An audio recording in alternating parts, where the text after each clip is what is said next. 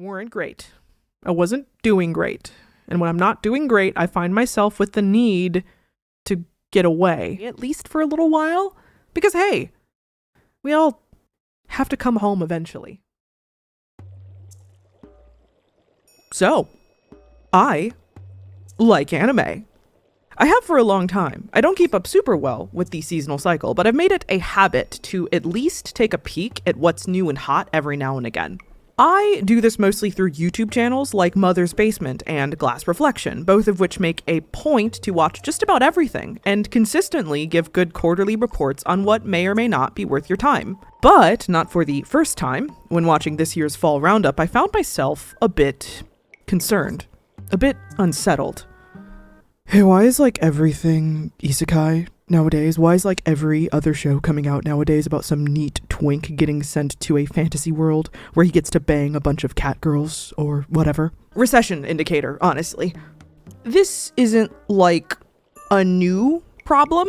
Isekai reached max saturation nearly the second Sword Art Online came out in 2012, spawned a bajillion copycats, and doomed us all. Most fans who actually care about the medium have been vocally annoyed at this development for a few years now, both because this level of monotony gets pretty boring pretty fast, and also because, frankly, some people are worried about what the implications of this trend might be.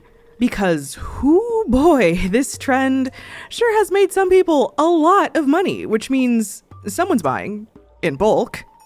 Isekai is escapism, the genre, the anime. Basically, it is the purest and most extreme expression of the idea of escapism that currently exists in the modern media landscape. See, traditionally, escapism wasn't a theme or a genre, it was a thing that happened on the reader side of the fourth wall. Someone might read romance novels or watch horror movies as a way to forget about their current condition for a bit. I have nothing against this practice inherently. See the Hitalia video for more on that. But if you read between the lines in that video, you may pick up on a sense of unease. A worry that this habit, like any soporific, could become addictive and destructive if taken to the wrong extremes. Or at the very least, that you can't escape your way out of your current problems forever. The switch from escapism being a thing that a reader did to a thing marketing teams relied on to meet their bottom lines didn't happen overnight, of course.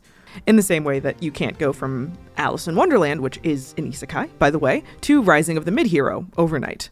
There are steps between. A lot of fantasy novels like Lord of the Rings or that book from She Who Must Not Be Named became so popular, at least partially, because of the ways that the author invites the reader to directly identify with the book's protagonist. Frodo may be a fantasy creature, native to his world, but he's also, by all accounts, a normal Englishman of his day. He likes tea, good food, and had never stepped out of his tiny idyllic town before adventure came knockin'. He was a little guy.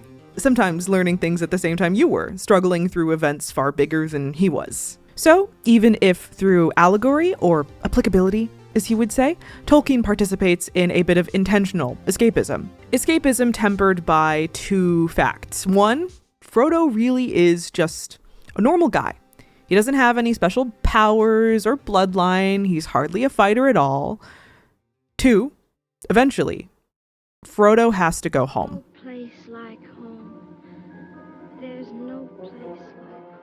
Then a bunch of execs got into a room together and said, what if he didn't? And then they made $1 billion off of unemployed depressed K-On! Profile pics. This is an oversimplification of this phenomenon, of course. If you want an in-depth exploration, I recommend Moon Channel's video on K-On!'s fanbase. It goes more into the moe side of things, but it's in my opinion that moe and isekai are kind of just two sides of the same otaku coin at this point, so I'd consider most of their points applicable, at least. Because, I don't know if you saw the title and thumbnail, but this isn't a video about anime. Yeah, it's about that, but it's also about other things. It's about adaptation and responsible escapism and all that intellectual bullshit that I include in my essays to make my English degree feel like it was worth the fucking money. Anyway. Like most things I yap about here, I have a storied history with this series, maybe more so than my previous video topics. I've seen How to Train Your Dragon, the first, so many times that I actually wore out my Blu-ray copy of it. I've seen some of the TV shows. I own How to Train Your Dragon merch. I've been to...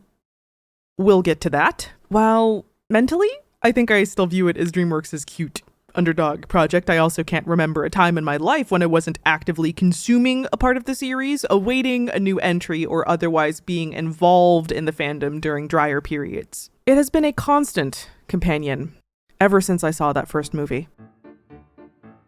Yeah, fake fan. I'm starting with the movie, not the book, but even putting aside some very good textual reasons to do so, this was my introduction to the series. If we're going chronologically with me as the POV, this makes the most sense as a starting point. I'm told that How to Train Your Dragon, the animated film, came out in 2010. Not that I would see it then. Comment if you too had puritanical parents that believed movie theaters were dens of iniquity. You know, with blackjack and hookers. My ass was not going to a movie theater until I figured out how to get to one by myself, and I was 10 at the time and living in a non-walkable city, so 5 years or so, at least. Now, I wasn't in a media wasteland or anything. Around that age, I had figured out how to pirate, like, episodes of Pokemon, Sailor Moon.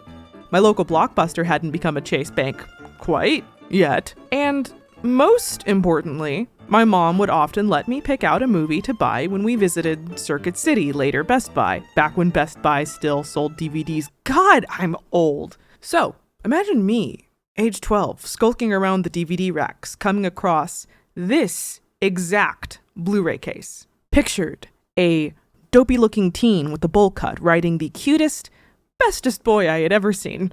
Of course, I begged my mom for it immediately, pop it in for family movie time, and in between my parents contemplating divorce, loudly, in the background, my mind gets blown. It was maybe the coolest thing, aside from my precious anime, that I had seen thus far. Animation? Revolutionary, plot groundbreaking, and I'm gonna give young me some credit for once. I was mostly right and have always had good taste. I'd like to think that the audience I have begun to cultivate are the types to be familiar with this movie, or at least be in the right age bracket to have seen it and grown up with it as I have. If you haven't, what are you waiting for? I couldn't give a more uncomplicated, enthusiastic recommendation if I tried. Go! Watch it and the sequels right now if you haven't. You will thank me. But, just in case, How to Train Your Dragon is about a lot of things, honestly. It's about prejudice, war, the environment, parenthood, fitting in, as well as not just finding your place in society, but carving it out. In short, it's a coming-of-age story. Hiccup is a Viking. Well, kinda. He doesn't really fit in, but he does want to fit in. And in his village, fitting in means being a badass dragon killer. Difficult to do if your name means mistake and you're 90 pounds soaking wet, even if you're the son of the chief. Sorry, Dad. But with a mix of luck and a weird contraption he's made, he manages to shoot down a dragon, the most deadly of them all, a dragon no one has ever even seen before, and live to tell the tale. Night Fury. The thing is, our boy can't bring himself to kill it, so instead he helps the dragon, later named Toothless, and learns that everything his village knew about dragons may have been wrong. The premise of Vikings versus dragons is delightfully original, even with respect to the fact that this is a book adaptation. Again, we'll get to it. The plot, though, is definitely something you've seen before. Young teen convinces their leader dad that the current way of life is bogus, actually, and maybe we can all get along. You might be thinking, gasp, the anti-Disney company taking a page from Disney's playbook. How scandalous. Well, Disney didn't invent that trope either. And even if they did, it wouldn't be the first time DreamWorks has stolen their shtick, it would just be the first time they did it to massive success. How to Train Your Dragon did very well for itself, by multiple metrics. In the box office, it made close to $500 million, from a budget of about $165 million. Judging by how Build-A-Bear still sells a Toothless plush, I'm gonna go out on a limb and say that the merchandising was lucrative, to say the least. And on top of all that, it was a critical success, boasting a 99% on Rotten Tomatoes. Though less iconic to the general public, it is within the triple threat trifecta of good DreamWorks movies alongside Shrek and Kung Fu Panda, and for a time, DreamWorks was considered primed to dethrone Michael Mouse. I mean, not only were these films artistically interesting, they were on the cutting edge of tech at the time, and they made like a shit ton of money, both in the box office and through merch sales. Provided you ignore the odd dud, they were on the top of the world. Except, yeah, we couldn't really foresee the insane cultural upheaval that was the Frozen movie, nor could we really comprehend the myriad ways in which the Marvel movies, as well as the prior and following company acquisitions, would, make them richer than God while destabilizing the current state of art so thoroughly that the world we live in today would not be recognizable to 12-year-old me. What was I saying? Oh, yeah. Once upon a time, DreamWorks stood an actual chance as the future king of animation here in America. Or at least that's how it felt when I was younger. The fact that How to Train Your Dragon found me at 12 specifically is important here. I was at the age where I was feeling myself start to age out of Disney movies. Disney in general was becoming the realm of little kids, where I was nearly a teen and therefore wanted a bit more out of what I watched when my parents weren't paying attention to me. I wanted something edgier, mature, or at least my idea of mature at the time. I'm sure if I was born 10 years earlier, I would have gotten really into Sonic, but in 2010 to 2012, I mostly had Nickelodeon, Toonami, and DreamWorks. I was also starting to get into superhero stuff, but that wouldn't reach critical mass until the previously mentioned harbinger of the end times. You know what, mini plug time? I have plans for a weekly series of streams in which me and my friends yap about Marvel movies, our goal being to watch every single one, including a lot of the TV shows, in order over the course of a year or so. This will start in March most likely and be hosted right here, so stay posted, okay? Thank you! Back to the point.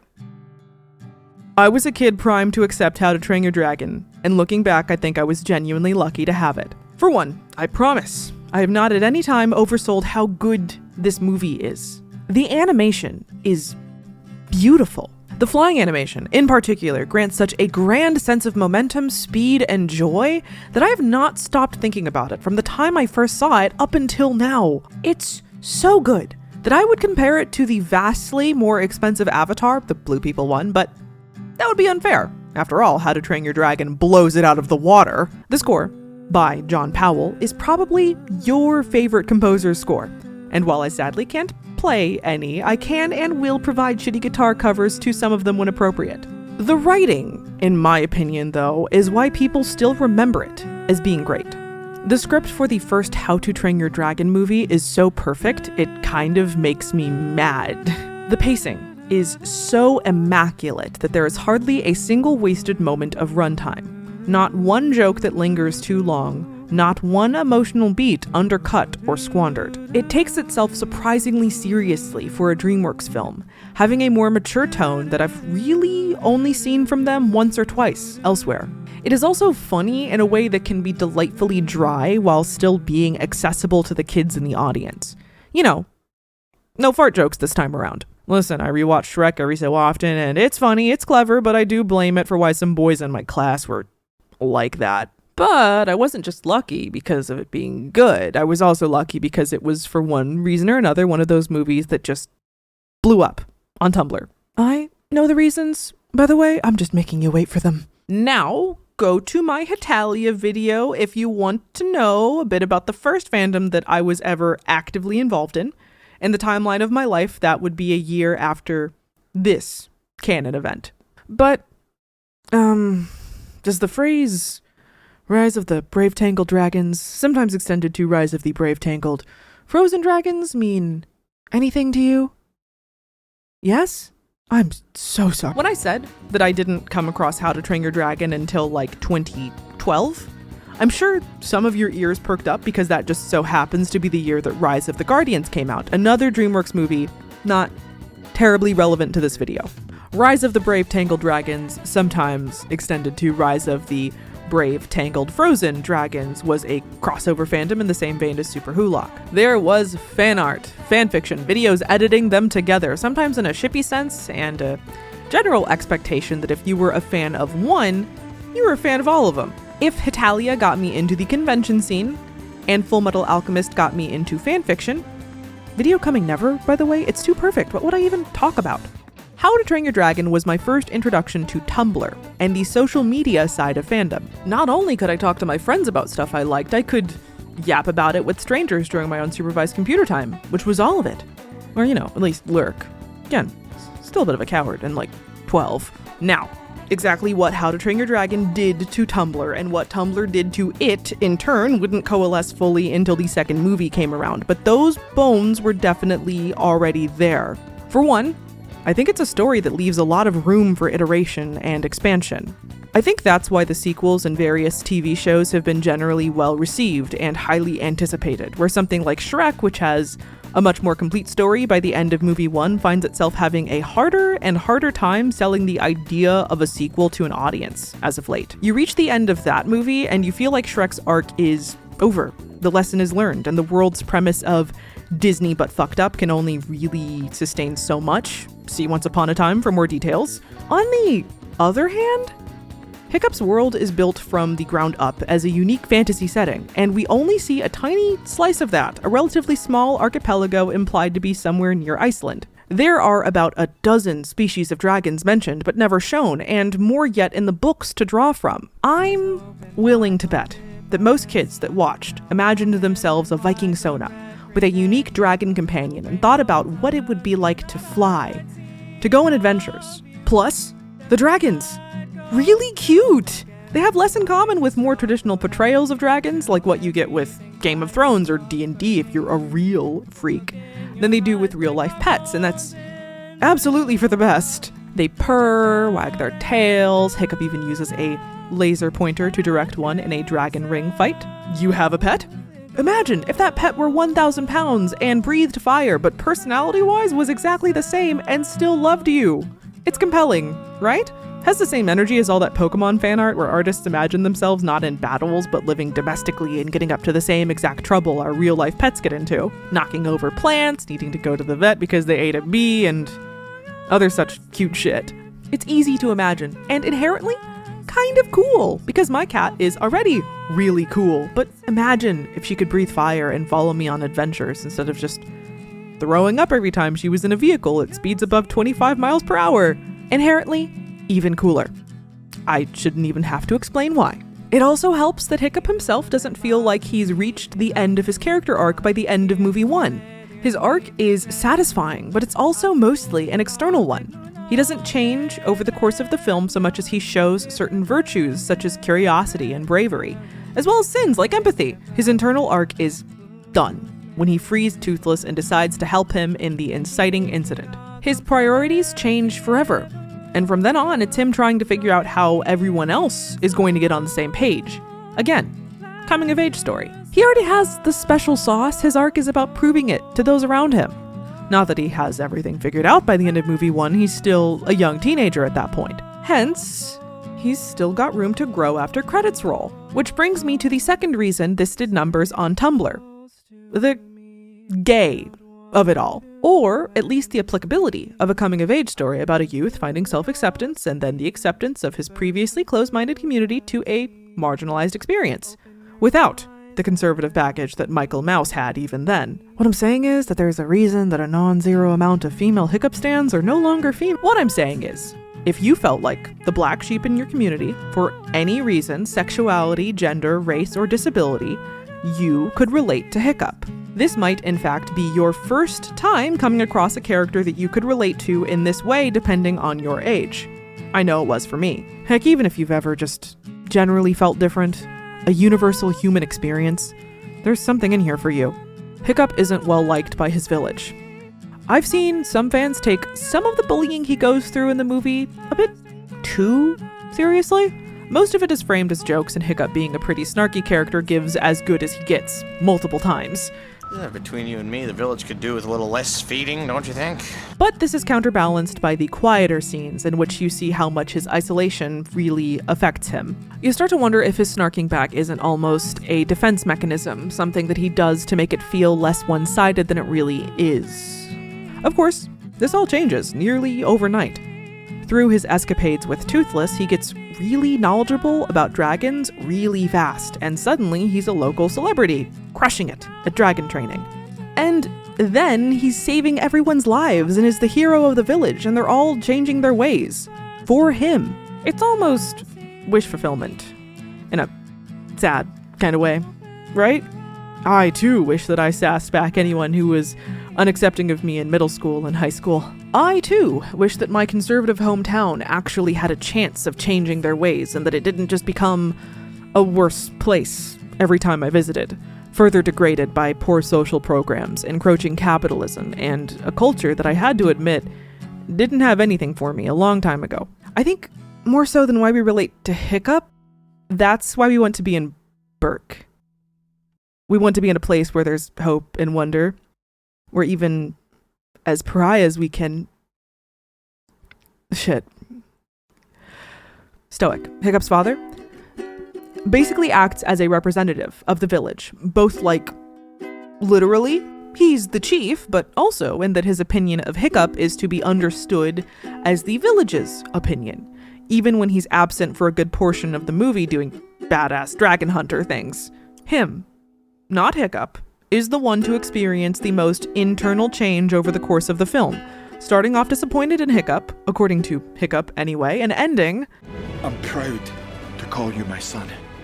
And, in keeping with this theme, take away the Viking aesthetic and he's pretty much just your boomer father. Stoic is a tough, manly man who, like your dad, doesn't know how to talk about his feelings or relate to you outside of shared activities, assuming that it's an activity that you can share.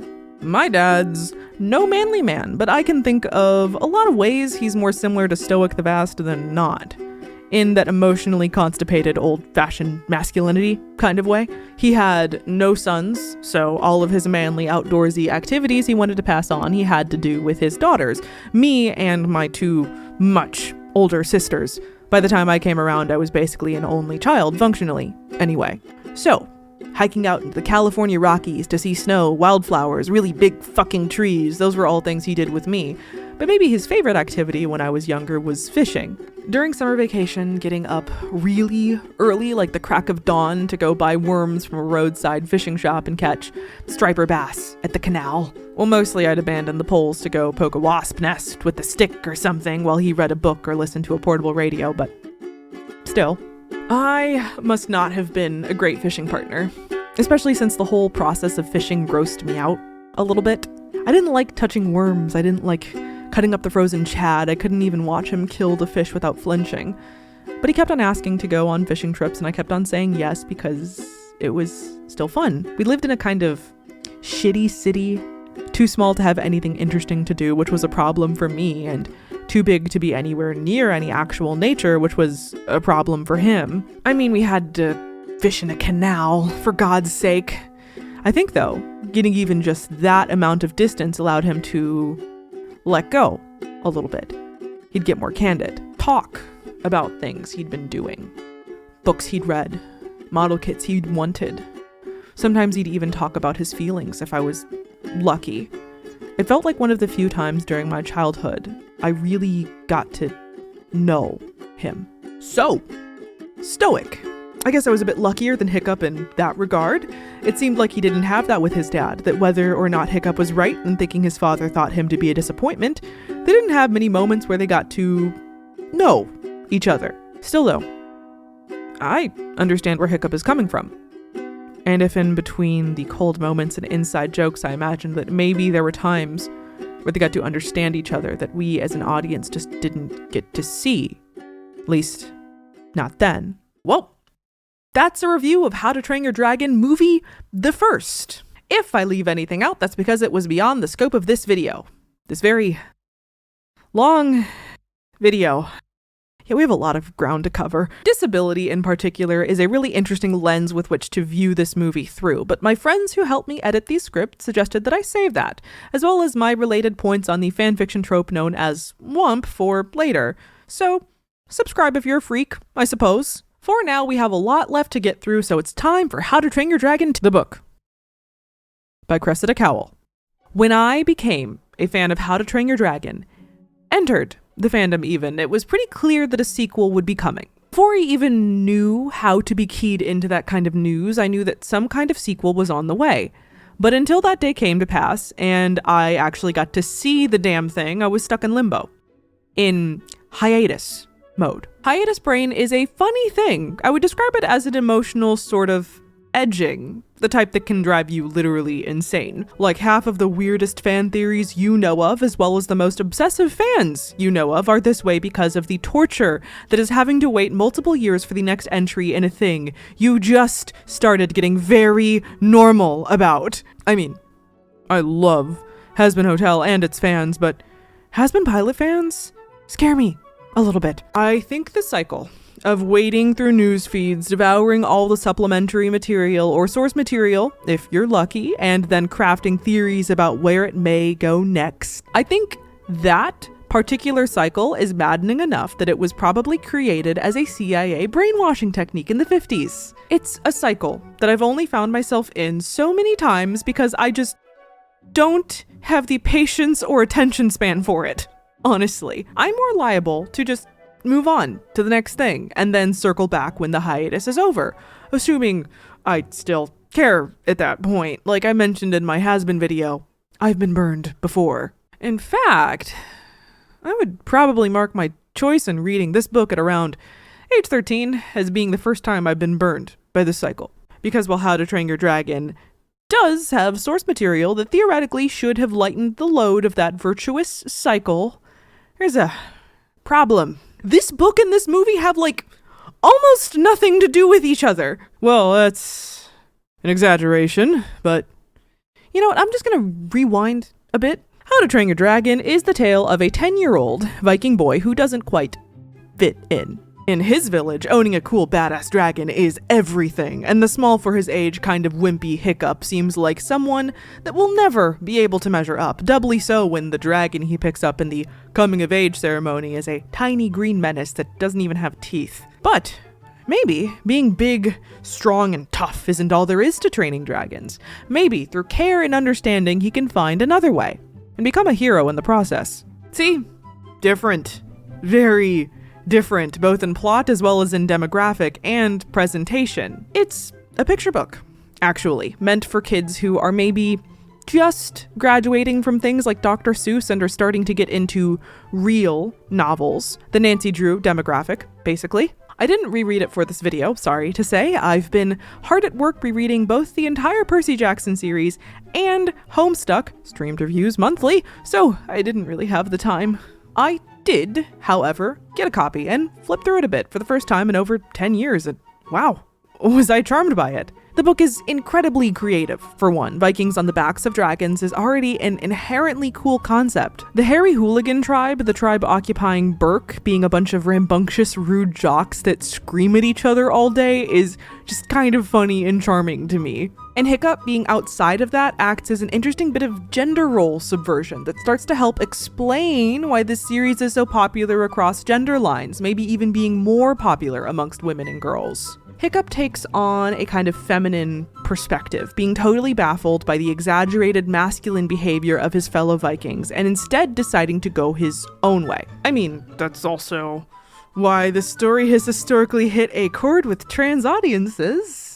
But that's not a rabbit hole that I'm equipped to go down, at least not right now. Just understand that trans headcanons of Hiccup are not uncommon, and we support those on this channel for sure.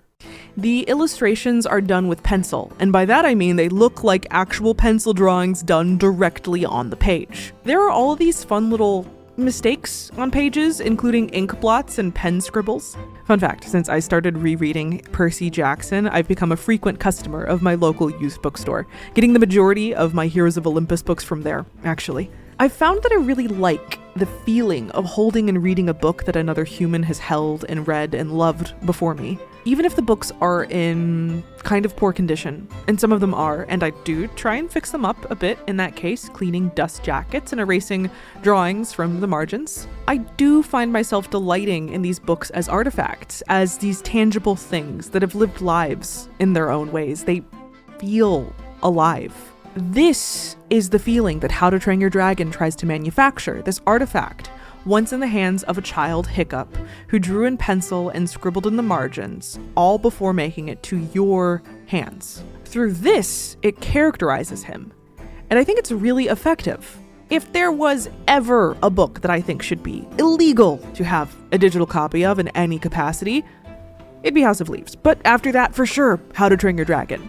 I can't even imagine how much of this effect would be lost if you read it on a fucking Kindle or your iPhone or something. If you're going to read this, do yourself a favor and go to your local library or something. But if I'm being perfectly honest, I'm not sure if there's much point in reading this as an adult outside of satisfying your curiosity. Though, at a reasonable reading speed, it may take you 2 hours to get through, so your choice, I guess. Or well, I don't know. I feel like I'm being a bit reductive. Like I'm saying that the only reason this book has value is due to its tenuous status as source material. Like the fact that it doesn't more closely resemble the movie is a knock against it, even if that's kind of how I felt when I was reading it for the first time, after picking it up at a Barnes & Noble at age 13 to have something to read on a long car ride with my dad. I don't even remember where we were going. Just impressions, I guess. The look of the road, the songs on the radio, and a growing sense of disappointment as I realized, hey, this isn't like that movie I liked at all. It's kind of funny, honestly. That's like the exact reverse of a sentiment I'll see all the time. The idea that if an adaptation is even the tiniest bit different from the original, that it means it's worthless. This attitude isn't anything new, really, but the types of adaptations that have been produced recently versus the types that were more commonly produced even 15 or so years ago are leagues apart. Stab me if you've heard this one before. But Hollywood seems to be much more risk-averse nowadays. Movies are getting more and more expensive, and executives want guarantees that they'll actually get returns on their sizable investments. This has, amongst other things, resulted in an attitude of, if not aggressive accuracy to the source material, aggressive fan pandering as production ethos, essentially. This has some benefits. The Wild West that was the adaptation landscape before certainly pumped out some hot garbage, and, you know, I'm a fan of things. I read comic books. I'll take Deadpool movie Deadpool over X-Men Origins Deadpool any day of the week. But I also wonder if something hasn't been lost in this shift. I think Edgar Wright walking out on Ant-Man due to a lack of creative freedom from higher ups counts as an actual net negative for the world. I will absolutely take the hilariously bad 1993 Mario movie over the squeaky clean corporate, albeit better, 2023 animated version any day of the week. I feel very confident in saying that we would have gotten a very different How to Train Your Dragon movie if the project had been greenlit today. Not that I would be against a book-accurate animated flick. It would probably be really charming, good even. But I wouldn't be making this video, would I? I probably wouldn't consider it to be a part of the pantheon of movies that actually changed me as a person. If you have seen the live-action How to Train Your Dragon movie, you know where this is going, but be patient. We got like 2 more movies to get through at least. Oh, and the How to Train Your Dragon book is like the first of like 12. I only ever read the first one, sorry. Next. It's kind of funny. As an adult, I see the release dates of How to Train Your Dragon 1 and 2, them being 4 years apart, 2 released in 2014, and I think that's a pretty quick turnaround. But at the time, it felt like an entire age apart. There is a big difference between being 12 years old and being 15 years old. At 15, I was a sophomore in high school. I had actually figured out how to make it to my local theater, and by that I mean I managed to convince my parents that theaters aren't of Satan. I also had a new nerdy little friend group, though we were all nerdy in different ways. For the most part, we weren't in any of the same clubs, nor did we share many hobbies. Well, actually, I think some of them were in the swim club together, but by that point, I had long sworn off sports and instead dove headfirst into debate and speech. We hung out because, well, it was a small private school, and that was the thing to do, I guess. They were all chill, but I must admit, most of them I don't talk to much anymore. About twice a month or so, though, we would go to the movie theater together to watch the new Marvel thing or whatever animated movie was out that week. We had all seen the first How to Train Your Dragon and quite liked it, and seeing the second one together seemed like a no-brainer. Also, I had quite the crush on this one girl in the group, let's call her Grace, and at the time considered myself bisexual, because, in the words of Jaden Animations, 0 is equal to 0, so I guess I'm bi or pan. but still, Grace kind of fascinated me. I think I was as focused on not looking like a complete tool in front of her as I was on the movie. I remember liking it fine, by the way. My kind of basic response was that it was good, but perhaps not as good as the first. But Grace was, to my view, the absolute coolest. Pretty, with long red hair that she cut into a stylish bob early into me knowing her. She had cool 1980s grungy sensibilities and an interest in European culture, but not like a weird interest. She was maybe the most left-leaning person I knew at the time, which in retrospect definitely isn't saying much. She was also really into Icelandic bands, history, and Norse linguistics. I could listen to her talk about these things for hours, which in retrospect is definitely why I took that class on the Prose Edda and Tolkien in college, and perhaps why I got an English linguistics degree at all. At the time, though, my cleanest in was through the Icelandic musicians she liked, Sigur Rós and, important to our discussion, Jónsi. This is slightly less embarrassing with the context that she would later confess that she too started getting really into anime to get an in with me around the same time. Or maybe that's more embarrassing, god damn it. Back to it, alongside John Powell, Jónsi is a pretty important ingredient to the sound of How to Train Your Dragon. He's provided an original song to each of the main trilogy entries, and as an Icelandic artist, he lent something of an air of legitimacy to the project and the process. I'll get into the historical and cultural accuracy of How to Train Your Dragon later, but having a relatively well-known Icelandic artist more or less give his stamp of approval on the trilogy helped at least give this feeling that they were trying. Jónsi's music is clean and mellow, crisp, well-arranged, and it fit in well with the indie music of the era. I'm sure you can hear my bad guitar rendition of a choice track right now. Something YouTube copyright. Listen to it on your own time. I find his songs made for this soundtrack to be quite compelling to this day. I would credit him, as well as the other bands that Grace got me into, shout out to Of Monsters and Men, for helping me form taste in music. Before her, I pretty much exclusively listened to anime OPs and like the least offensive worship music I could find. My vinyl collecting days would be several years away, so in a roundabout way, she may be credited with me having any kind of music taste nowadays, even if Sigur Rós and Jónsi aren't really the types of artists I listen to anymore. Instead, I listen to, yeah, it's still mostly anime OPs, damn. Okay, but like, I know who David Bowie, MF Doom, and Tally Hall are now. Who cares if I also listen to Kenshi Oenzu? Y'all know Kickback slaps. I digress. I got into some bands so I could talk to a girl and store the details of the movie into the lore part of my brain so I could continue scrolling fanfiction.net and AO3 uninhibited. But I've rewatched it since with an adult's eyes, nearly as many times as I've rewatched movie 1. I even rewatched it for this video, and I could confidently say that it's good, but maybe not as good as the first. Okay, it's better in some ways. For example, it's basically gorgeous. This is mostly a result of the years between it being pretty big for 3D animation. Frozen and Tangled, two very important milestones for CG technology, came out between entries 1 and 2, basically redefining what was possible with snow and hair simulations respectively. There's not much in terms of hair simulations here, but wouldn't you know it, a lot of 2 takes place on snow and ice, and it does look pretty damn good, both technically and from an artistic standpoint. Any number of these shots would make for gorgeous desktop backgrounds. I even remember doing a study of one of them in sophomore art class. But I don't think I ever finished it, and it's long been lost to time. The animation and acting are all as good, if not better than they were before. The writing is also, honestly, just as fantastic, though it maybe suffers from having to follow up what I consider to be a nearly perfect movie. Both because, yes, that's a tough act to follow, but also because it has the problem that a lot of number 2s and trilogies tend to have.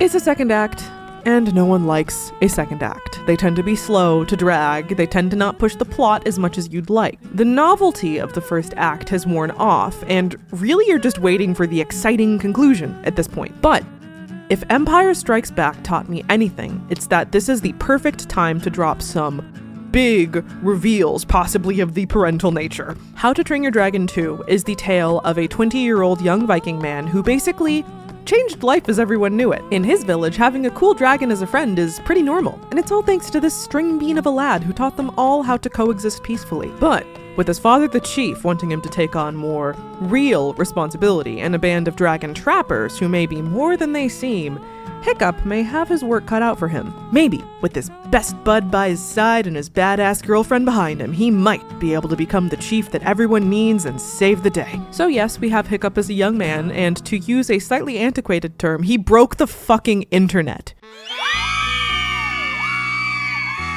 Hiccup was already doing numbers as a Tumblr blorbo and fascination of fanfiction writers the world over, but he was also 14 years old in that first movie, and as I've alluded to multiple times, a bit derpy looking. People related deeply to his experiences, and were going a little nuts over him already, but he wasn't doing like Tumblr sexy man numbers until they made him a 20-year-old Tumblr sexy man. And the production crew knew what they were doing. Don't think for a second that they didn't know. That scene where he takes off his helmet was in just about every bit of promotional material out there.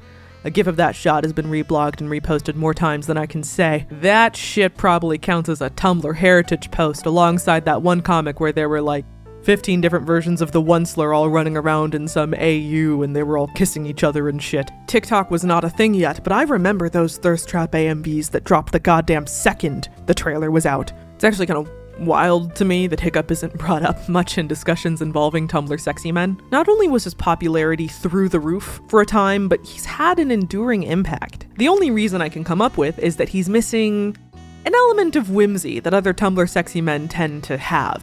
He's almost too attractive, too well adjusted. Like, put him in a room with the other Tumblr sexy men and they'd probably eat the poor kid alive. What would he want to do with them anyway? He has amazing adventures, an amazing girlfriend who, let's be honest, probably wouldn't have been treated very well if he was more of a Tumblr sexy man. Not so fun fact, it's not out of the norm for a fandom to have a contentious relationship with their blorbo's canon girlfriend, especially in cases where this GF is seen as getting in the way of a more popular fanship. Especially if this ship is Slash. In the case of Slash, something internalized sexism *, I like yaoi too, I just think it shouldn't come at the expense of the female characters in the show. Look, that side of things isn't important for this video. I promise I'll dig into it more in a later video because, like I said, I do have a stake in this. In regards to not Slash, and I specify that because I'm not just talking about competing heterosexual ships, but also Gen, in which no ships happen at all, I find this stems from a kind of pick-me attitude that we mostly have grown past as a species. This idea that women are in competition with each other for male attention, and that it means your fellow women are your rivals and enemies. For the example of this, look into the Inuyasha fandom back in the day. Inuyasha was a shoujo manga by Rumiko Takahashi turned anime.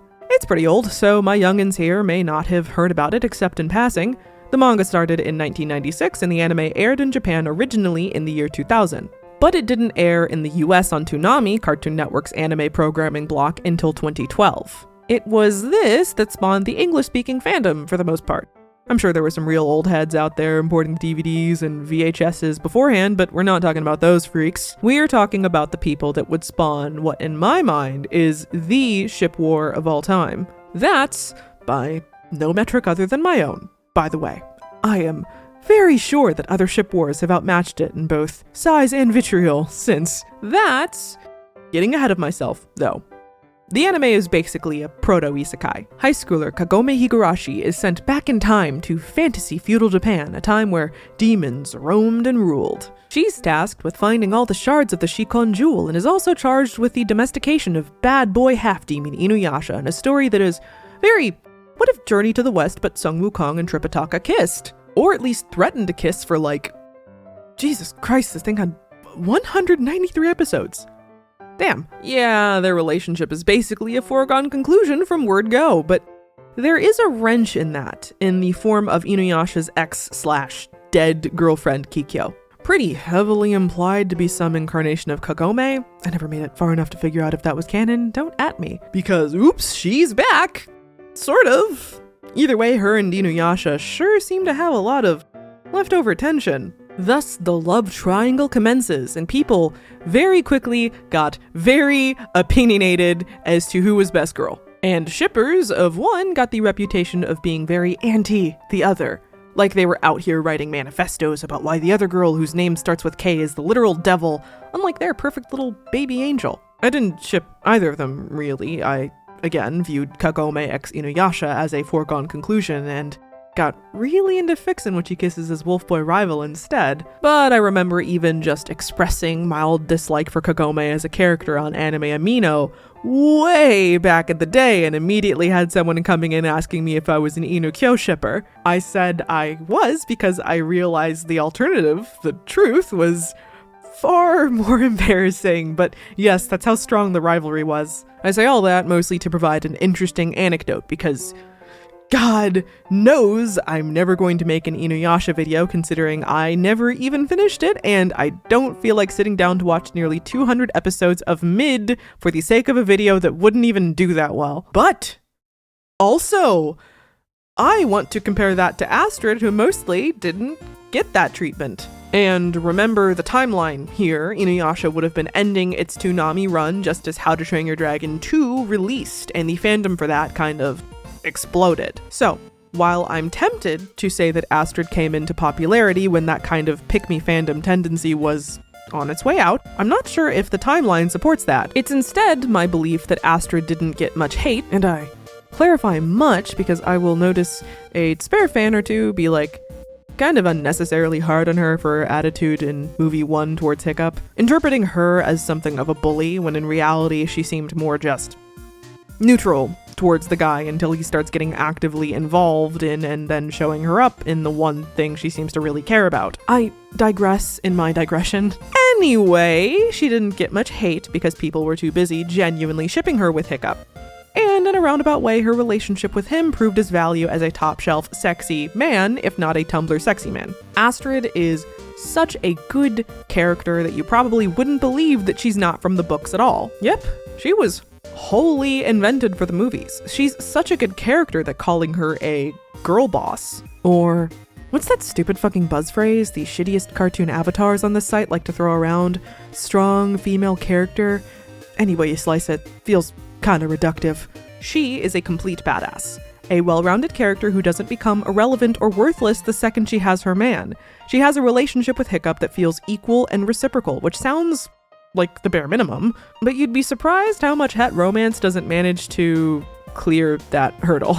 And yes, this is a not-so-subtle subtweet about Mark XE from Invincible, but they really are the poster child for all the pitfalls one can fall into when making their fictional heterosexual relationship. Relatively interesting people made infinitely more boring by their rote, by-the-numbers relationship in which the otherwise interesting female is reduced to little more than motivation for more man pain. On the other hand, you have Hickstrid, a true top-shelf couple by most people's standards. Not only are the vibes just immaculate, like I said, they get over that bare minimum hurdle and then some.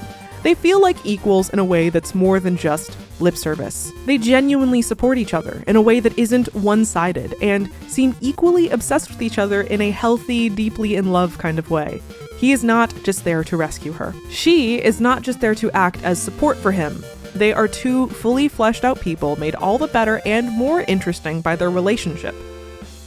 Also, she pegs him. And if I'm talking around the ship more than I'm talking about it, it's because they just kind of work. There's not much drama, nothing in terms of will they, won't they. You get to see a bit of their development in series, but largely we only see them in 2 stages of their relationship, just starting out and fully established. Though, I suppose I could talk about the nerdy, half-ironic way that Hiccup calls her Milady, something that feels less like bullshit that a Redditor would say when it comes out of his mouth, and more like a half-joking mix of genuine respect and awkward flirting. A very Hiccup thing to do, for sure. And how she teases him in a way that feels like a more healthy continuation of their more contentious relationship at the start. Like she's learned to accept and love his flaws and quirks and has grown to love how much he gets flustered over them too. He's someone who's had issues with being perceived, or rather, not perceived.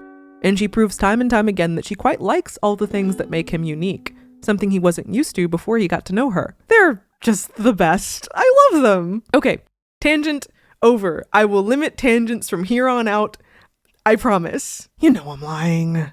Come on, you know I'm lying. The actual plot of How to Train Your Dragon 2 centers around Draco Bloodfist, a dragon trapper who is basically the fucked up Mirrorverse version of Hiccup. He lost an arm to a dragon and now trains them, but rather than using friendship and positive reinforcement, he uses subjugation and fear. But hardly anyone cares about that loser. What we're really here for in this movie is Hiccup's parental drama. Now twofold because his mom, who we thought was dead in the last film, is actually alive. Her name is Valka, and it turns out Hiccup is a chip off the old block after all. She's basically a Jane Goodall dragon rescuer that lives amongst them, one who went through basically his exact character arc once upon a time, but who gave up halfway through, assuming that her fellow Vikings could never change. Now, people tend to be kind of mixed on Valka. I think Cinema Therapy's analysis on her is pretty much 100% spot on. Interesting character, subpar parent. If she left her husband, that's her business. And they get an incredibly sweet reunion with maybe the most iconic song of all time anyway. But the fact that she, post her dragon napping, never went back to her infant son, despite definitely being able to, that's not great. It doesn't really help that the movie doesn't want you to think about it, really. She does nervously ask if Hiccup is mad, and he actually seems conflicted for a moment there, but that's mostly brushed aside for what is supposed to be a mostly uncomplicated family reunion, despite how complicated it is if you think about it for more than a second. And considering the audience were already young teens who had aged up to regular teens since movie 1, they were thinking about it. To make things clear, I don't actually think Valka is a bad person, or at least I don't think that's what you're supposed to take away from it. A judgment like that is so at odds with what the movie is trying to get across that I think it's pretty hard to hold a view like that in good faith, unless you're so severely fanfiction brained that your fan and view has eclipsed all else. I will say though, probably helps that a bit of later family drama kind of helps reframe things a bit, because by the third act, she's the only family Hiccup's got. The biggest shakeup that movie 2 provides is not the reveal that Hiccup's mom is alive, but the death of his father. Through some dragon-on-dragon mind control, Draco takes control of Toothless, tries to get Toothless to kill Hiccup, but his dad gets there just in time to shield his son. It's a sequence of events that's pretty horrifying. Maybe the one thing that everyone remembers after watching the film. The Viking funeral that follows is emotional. Hiccup is filled with the knowledge that not only is his dad gone, but he has now inherited the weight of his legacy, his responsibilities. He has died, but he is also not here. He is not here to help him or advise him, to argue with him too.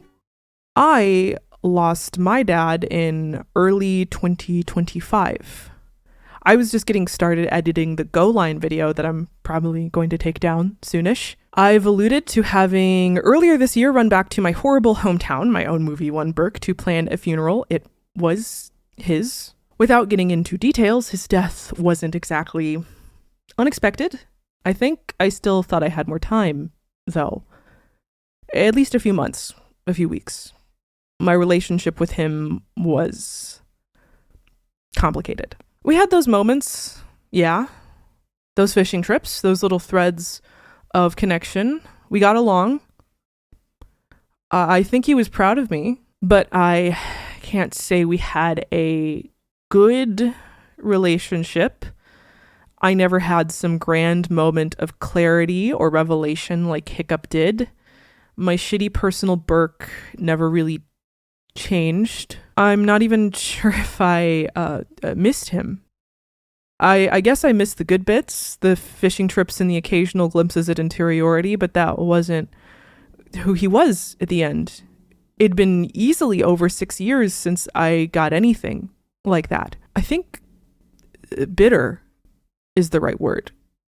He left me with a lot of problems, which patreon.com/LilyPolydora, but not a lot of solutions. No sage advice from beyond the grave. He is not here. And while his death wasn't abrupt, I can't say I felt ready. I'm not even sure how I feel about this part of the film. Am I resentful that real life isn't like that, actually? Am I comforted by this easier to digest reflection of my own life? I think you'll just have to ask me again next year. This video's release will mark a year of me working actively on this channel. A lot of things have happened in my life since then, and I'm very grateful for all the support I've gotten here. For example, I had to do a little fundraiser so I could afford to visit family this Christmas, and you guys actually came through. I really don't have the words aside from thank you. Your continued support means the world to me. I have a goal of putting out a video a month this year, and then maybe a more realistic goal of at least doubling my video output. These videos feature a lot of custom artwork and therefore are pretty involved endeavors. But, and I'm going to be completely real here for a second, it's doubtful I'll be able to do either of those things if the numbers don't start numbering a bit. That means getting this channel monetized, which requires at least 1,000 subs, something that is free to do and helps a lot. Getting the Patreon running. I have a $1 tier, a $3 tier, and a $5 tier, so you've got some options. And of course, Ko-fi is always there for one-time donations and commissions. Links all in the description. To try and grease the wheels, I'll be streaming on YouTube alongside Twitch starting this year. The Marvel Mondays thing that I spoke of, yes, but also Kingdom Hearts 2 with my friend The Power of Luck, as well as our currently ongoing book club series, both for the Rearden verse and Homestuck. VODs, as always, go to my VODs channel after a week, and you can check out my whole backlog over there. So yeah, help me pay the bills and help me keep this little dream of being a real YouTuber alive. And you know what? If you made it this far, comment a purple heart emoji, and I'll be sure to come down and say thank you. Back to the show. That break wasn't just so I could beg for money, it was also so I could provide a bit of a landing zone between the kind of heavy ending of movie 2 and the not so heavy tone that movie 3 often has, because this is the one where Toothless gets a girlfriend. You might hear that statement and assume that this trilogy completely jumped the shark in movie 3. And I mean, kinda? People tend to not like movie 3 as much for a mix of what I'll call valid and not so valid reasons. No one hates this film. I've hardly even heard anyone say that this marks a drop in quality. It's just kinda okay. Let's do this one last time. How to Train Your Dragon 3 is the tale of 21-year-old Chief Hiccup Haddock III. He's settled into his role, and life as everyone knows it has been pretty chill, all things considered. Except he's having doubts about the future with Astrid, his ability as chief, and whether Toothless still needs him, and if he still needs Toothless in turn. It all comes to a head when a new dragon trapper comes into the fray, one who believes wholeheartedly that the only good dragon is a dead dragon. The Burkians are on the run, and in the meantime, Toothless may have found a lady friend of his own. Right off the bat, there's a few things wrong here, right? Putting aside that Toothless getting a girlfriend feels like a plot better relegated to a 5th Ice Age movie rather than the finale of a beloved film series, the villain, well, see, his name is Grimmel the Grizzly, a dragon trapper who is basically the fucked up Mirrorverse version of Hiccup. He too came across a Night Fury as a boy, but rather than show mercy, he killed it and was upheld as a hero. He now spends his days hunting dragons to extinction and even uses dragons to do it, but rather than using friendship and positive reinforcement, he uses venom. Mind control. Venom. Yeah, I understand the value of having an antagonist that mirrors your protagonist. It's called a foil, a pretty ubiquitous literary device. But I mean, this is a little... I mean, these two are the same guy, right?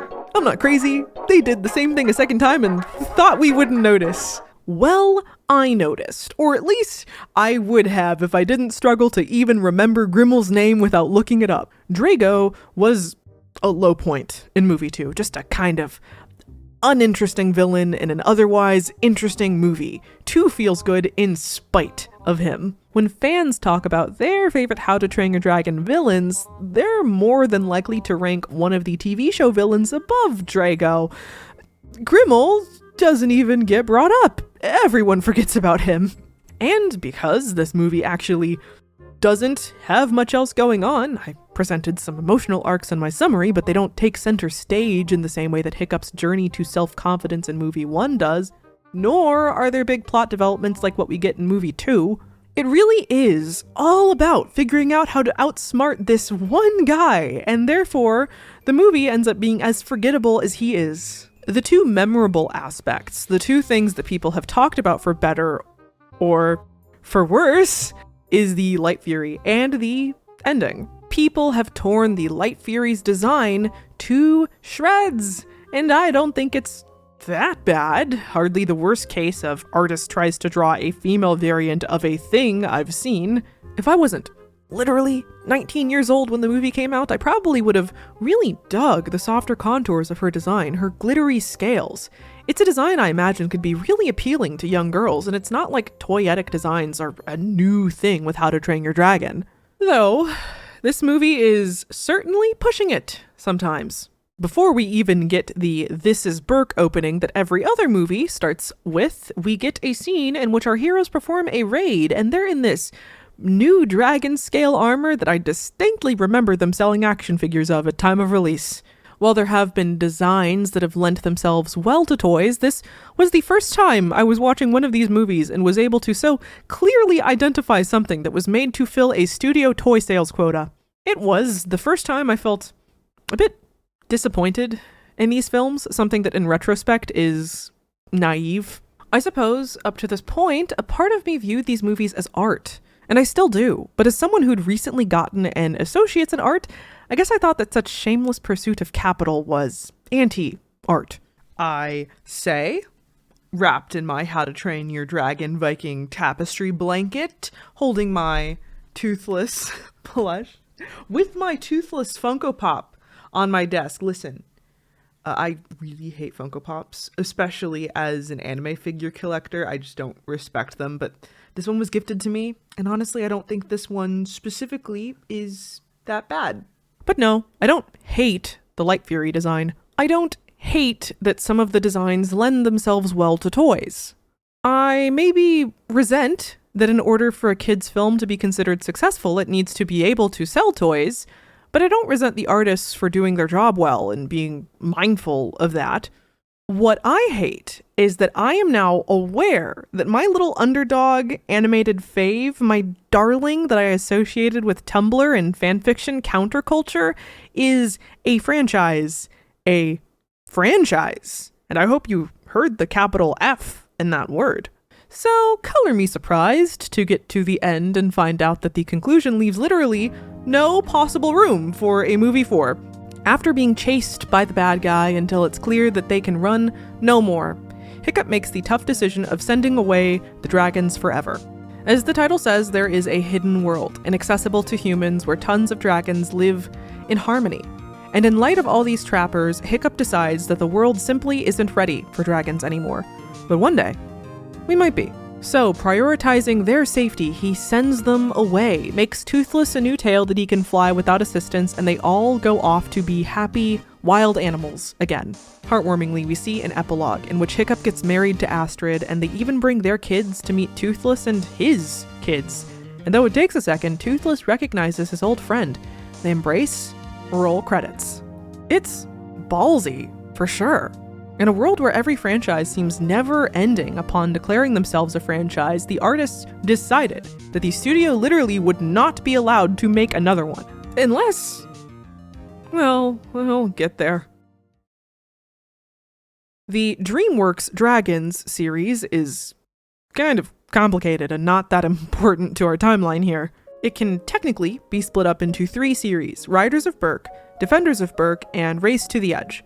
Riders and Defenders aired on Cartoon Network between movies 1 and 2, and I have memories of catching an episode like every now and again on cable. Race also takes place between movies 1 and 2, but actually aired after 2, hence why it's rocking a more 2-compliant design of Hiccup. The fans tend to like these series, but I must admit, I've never actually managed to watch it all the way through. In my view, it's comparable in quality to a show like Ninjago.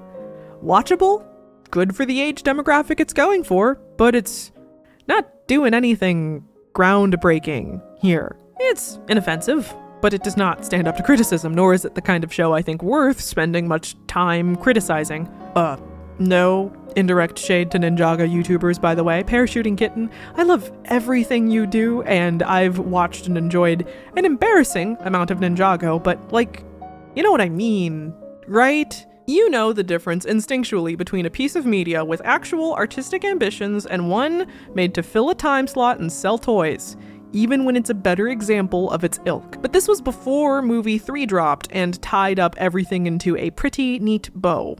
Writing on the wall of what was to come, sure. Proof that these guys were always at least a little cynical, definitely. But it wasn't, I don't know, a silly sequel series set 1,300 years later in the modern day in which a bunch of shitty modern day kids find the dragons that went on for 52 episodes. Are you okay? I took one look at this show, Dragons, the Nine Realms, by the way. The fact that it low-key looks worse than Riders of Berk, a show that had come out nearly a decade prior, and yeah, there was no way I was watching this thing. Are you kidding me?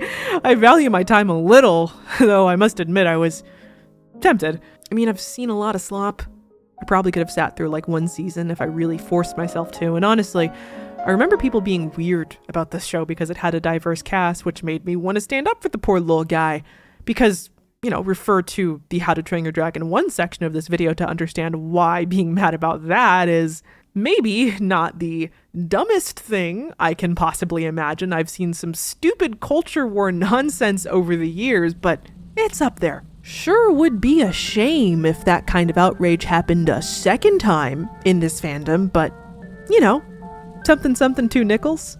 Anyway, my official stance on this show is neutrality, but like the Swiss kind of neutrality where, like, point of death, I want nothing to do with this series, its haters, or its defenders, should any of either camp still exist. Besides, whether the Nine Realms was secretly amazing or the worst thing on the planet, it wouldn't really change the point I have to make about it.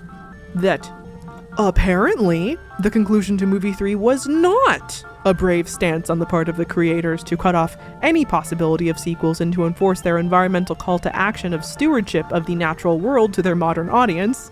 It was not only a premise for the next entry into their little franchise, one made to, yet again, fill landfills with shitty cheap action figures you can buy at Target for your shitty children.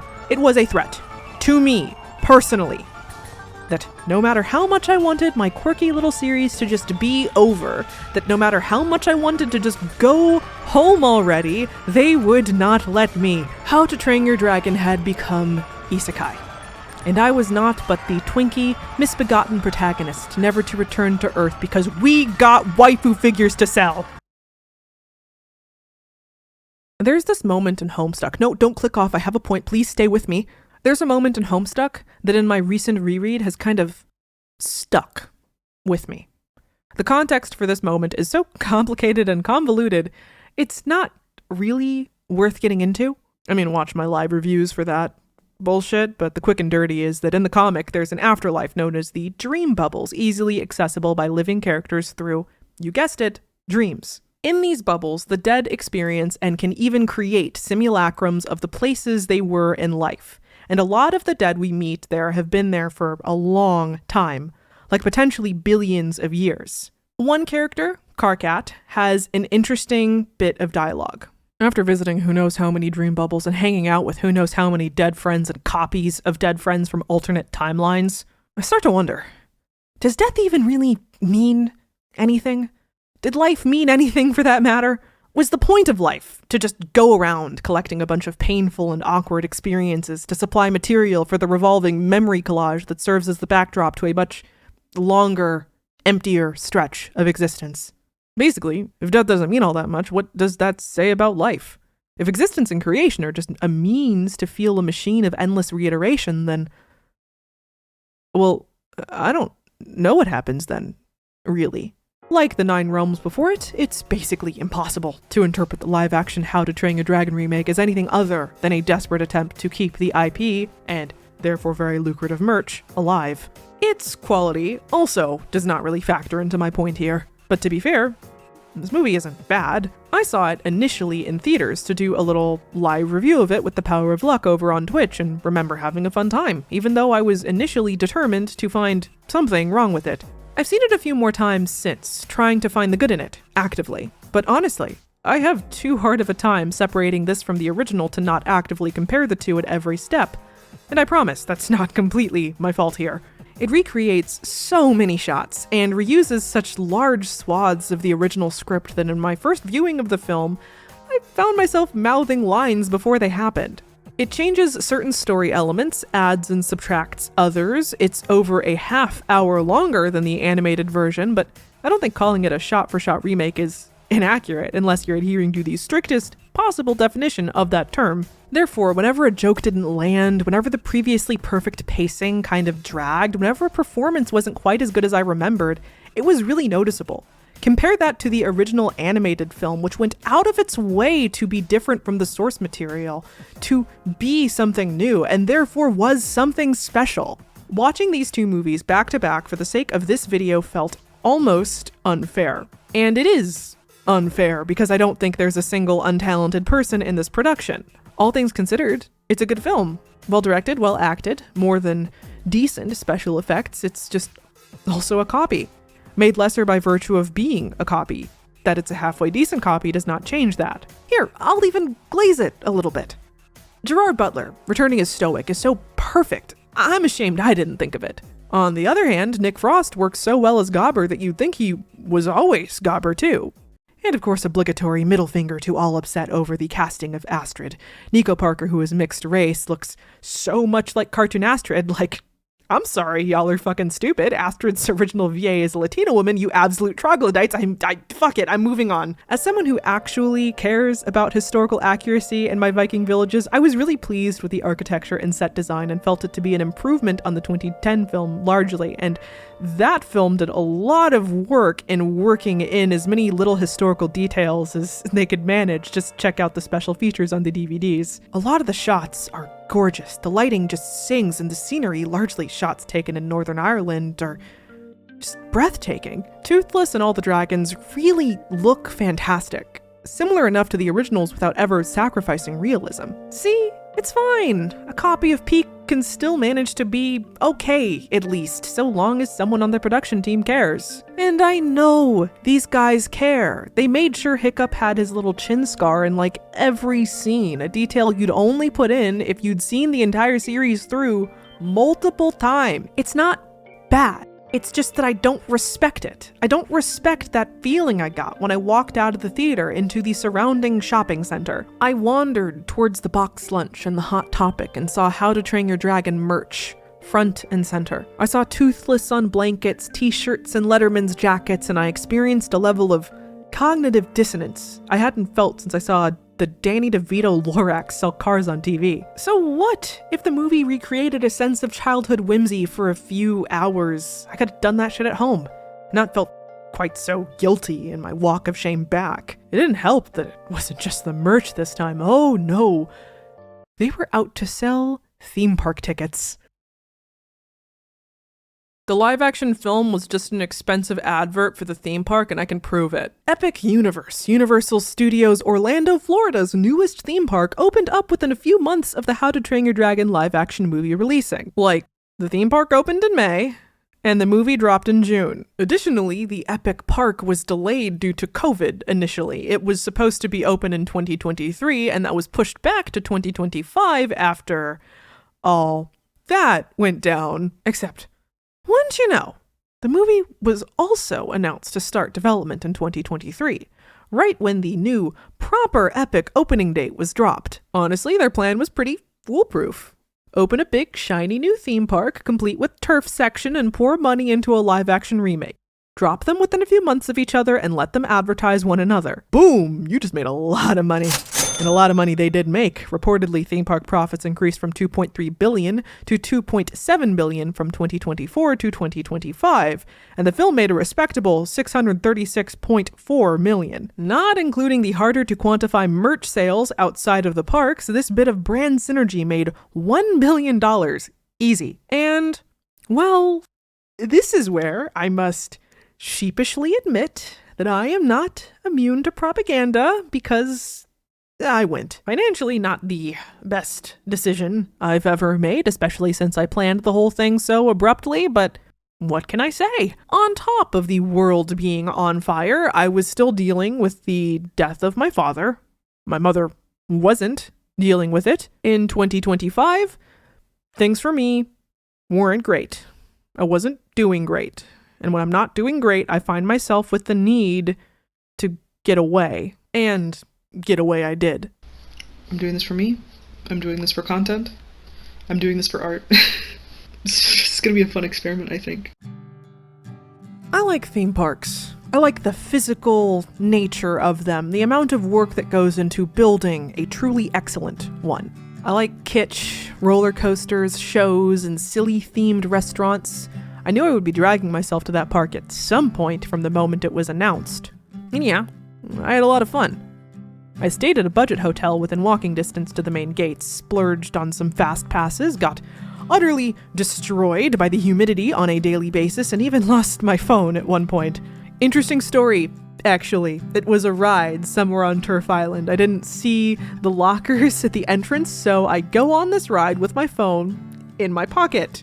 It, of course, goes flying out and onto the grounds below the track, very narrowly missing the lake. I scramble around the park trying to ask any employee who will listen for help. Stay nearly an hour after close to see what lost and found drags in. My flight was the next day, by the way, and nothing. Whoever I talk to sends me to someone else who sends me right back to the first people I spoke to. Lost and found guys find nothing, and later I find out that they only check the grounds, like the land below the tracks, which according to Find My iPhone is definitely where my phone is every few days. I fly all the way home without my phone, but luckily still with my footage since I was a freak who decided to film exclusively on a PS Vita for aesthetic or whatever. I was feeling nostalgic about like early YouTube vlogs. I think the decision actually paid off pretty well. It of course proceeds to rain heavily for the next 3 days while I wait. Finally, they find it. It gets sent back to me, and after all that, the fucker has the audacity to still work just fine. It has a crack in the glass on the back of it. One of the speakers doesn't work quite as well, but that's it. And I recount that story with humor and not horror because at the end of the day, I really did have a good time. Any saga of inconvenience and dealing with the horrors of customer service, even decent customer service because they were all very kind about the situation, just didn't matter as much as walking through Burke, talking to Gobber at his workshop, eating at the mead hall, petting the toothless animatronic, and even getting a meet and greet with Hiccup, which wasn't guaranteed. I just got lucky. You know, I had walked past that toothless meet and greet like 5 times that day, trying to see if Hiccup would come and take his turn as Toothless's handler. And the last time, I just decided to do it anyway, even though Hiccup was the one I really wanted to see. And a few minutes into my wait, as it starts to dawn on me that I'm going to be in line for like an hour, Hiccup shows. I think I audibly gasped. The girl next to me did too, and we struck up a probably far too thirsty conversation about it right then and there. An interaction ripped right from the pages of Tumblr. And yeah, I got merch and I fulfilled my true mission. I got to get away at least for a little while. Because hey, we all have to come home eventually. But while I was heading home, and the first outline of this essay was coalescing in my mind, I really had to ask myself this question. How many times can I go to Burke before I have to admit to myself I have a problem? And maybe the tougher question, to what extent has this problem been manufactured by the executives that would rather I not come back home? Because you know what? I do believe in the artistic vision of the animated films. I believe in this soft utopia they created in which your conservative neighbors see the errors of their ways and you can, in a cathartic way, reconcile with your father before. I believed them when they said at the end of movie 3 that it was time to come home. A part of me knows that what I'm feeling here is shame, like a kid caught with their hand in the cookie jar, or maybe more accurately, a kid who realized that their parents are more flawed individuals than they assumed. Duped, almost. Another part of me very much wants to rebel against that feeling. What kind of twisted person can't even enjoy a well-earned vacation without self-flagellating about the ills of capitalism for like 14,000 words? The original version of this script ended there, basically.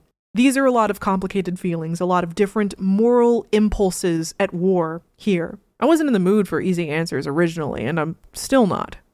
But I wanted to do you the grace of not ending this video about a funny children's series about dragons on too dour of a note.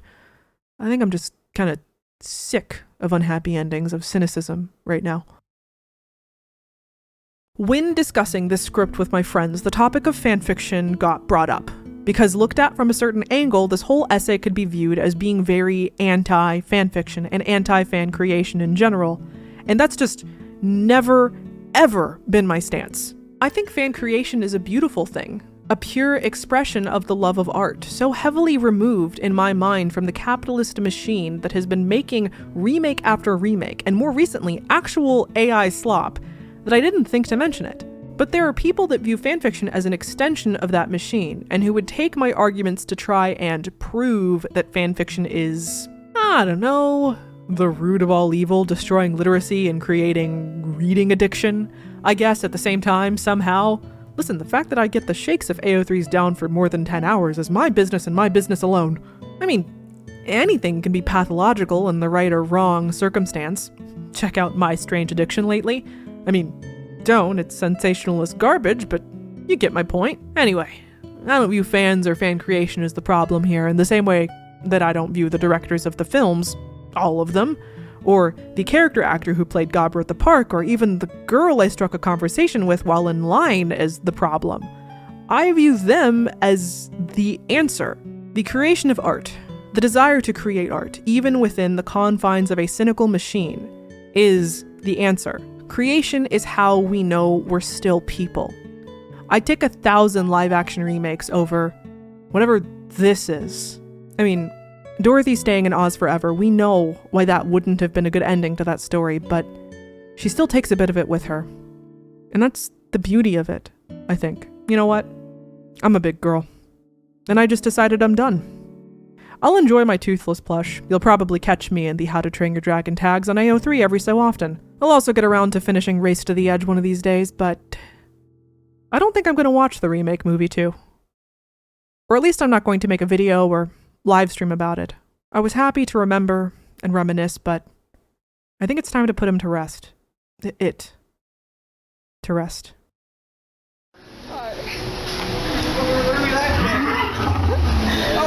I got a little device here. What do you have there? Is that like a sketch pad of some kind? Yeah, some kind. Oh, excellent.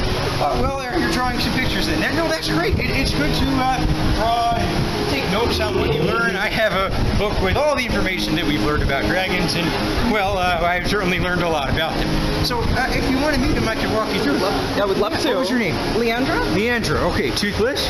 This is Leandra. Just go ahead and bring your hand up to his nose. There we are, excellent. Very well done. So give him a little scratch on the head if you want. I think he appreciates that. So yeah. cute. Oh, well, he loves all the extra attention he's getting today. Just maybe don't let it go to your head, okay, bud? All right, well, it already has, but that's all right. Leandra,